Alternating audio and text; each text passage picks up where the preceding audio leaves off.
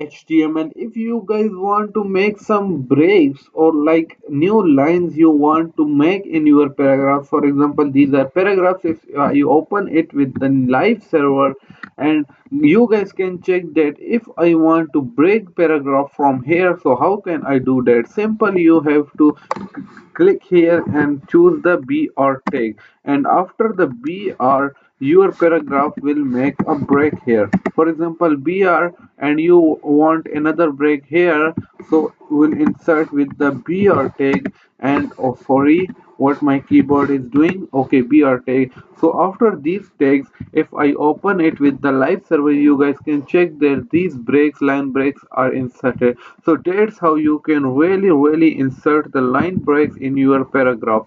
Okay, so guys, that's very awesome line breaks in the HTML that can be inserted in the paragraphs like this. So if you guys want to make some breaks in the paragraph, you just can do that with the BR tag.